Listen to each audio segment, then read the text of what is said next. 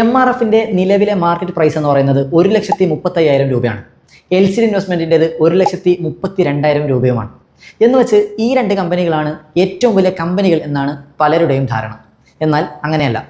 കമ്പനിയുടെ വലിപ്പ ചെറുപ്പം നമ്മൾ പരിഗണിക്കുന്നത് അതിൻ്റെ മാർക്കറ്റ് ക്യാപിറ്റലൈസേഷൻ നോക്കിയിട്ടാണ്.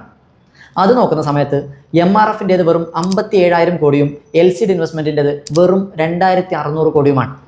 മാർക്കറ്റ് ക്യാപിറ്റലൈസേഷൻ പരിഗണിക്കുന്ന സമയത്ത് ഇന്ത്യയിലെ ഏറ്റവും വലിയ കമ്പനി റിലയൻസ് ഇൻഡസ്ട്രീസ് ആണ്. 20 ലക്ഷം കോടി രൂപയാണ് അവരുടെ മാർക്കറ്റ് ക്യാപിറ്റലൈസേഷൻ. പക്ഷേ അവരുടെ ഷെയറിൻ്റെ പ്രൈസ് വെറും 1,430 രൂപ മാത്രമാണ്. ഇന്ത്യയിലെ ഏറ്റവും വലിയ രണ്ടാമത്തെ കമ്പനി TCS ആണ്. 12.5 ലക്ഷം കോടിയാണ് ഏകദേശം അവരുടെ മാർക്കറ്റ് ക്യാപിറ്റലൈസേഷൻ.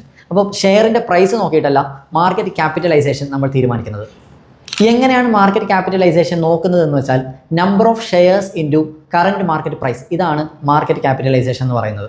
ഇനി ആരും MRF ആണ് ഏറ്റവും വലിയ കമ്പനിയെന്ന് തെറ്റിദ്ധരിക്കരുത്. കൂടുതൽ വീഡിയോസിന് വേണ്ടി ഈ പേജ് ഫോളോ ചെയ്യും.